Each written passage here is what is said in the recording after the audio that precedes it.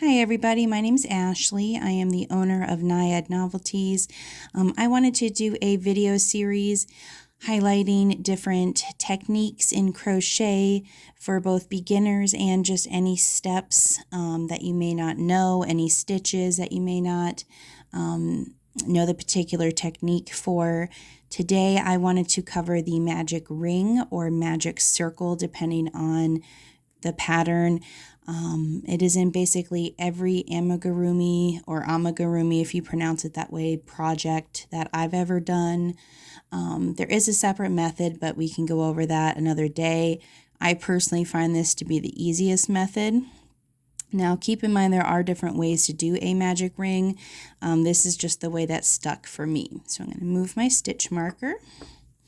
So you take your yarn, you're going to make sure you have a lot of slack. Then you're going to wrap it around your fingers where there's 2 over here, 1, 2. And this is your yarn that's coming from your skein. You're going to take your crochet hook here. My favorite to use is the tulip crochet hooks. I usually get those off of Amazon.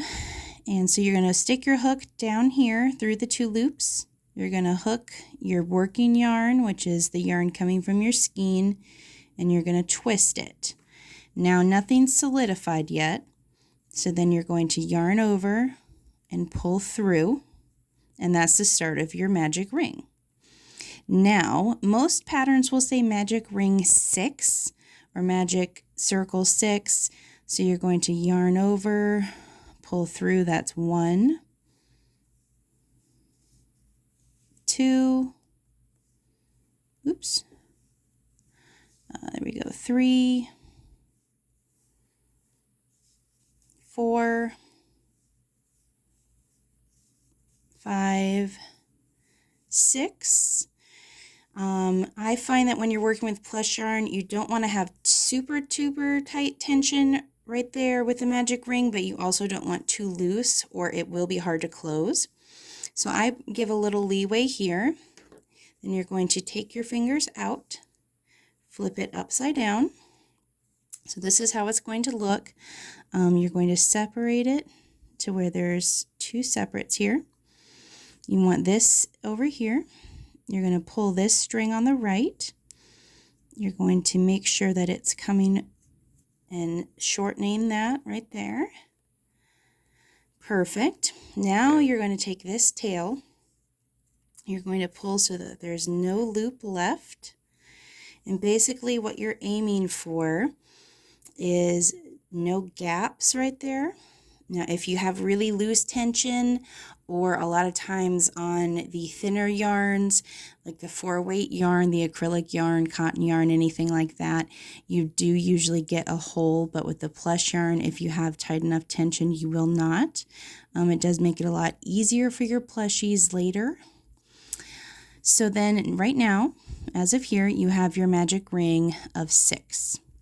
To double check, I always go here and go 1, 2, 3, 4, 5, 6. Sometimes it's easy to count that first solidifying loop as a chain or as a stitch in your magic ring. That does not count. I always like to check to make sure that I have 6.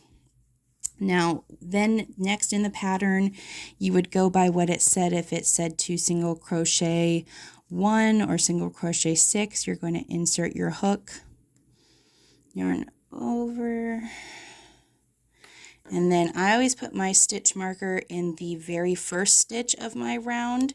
Some people put it in the last stitch. I personally find that to be a little more confusing, but whatever works for you. So let's say this pattern said to single crochet 6 around the magic ring. So we already did our 1 here with our stitch marker. Then we're going to do, here we're going to 2,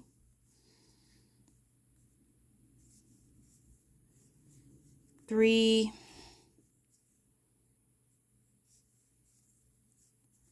4, it's a little harder to do on video, 5, we have one more before our stitch marker. So this is going to be our 6th stitch and final stitch of the round. And then you're back to where you started. So then you can always count again. 1, 2, 3, 4, 5, 6. All right, and that is it. That is how you make a magic ring. If you did notice, I was using the yarn under technique. That is my preferred method.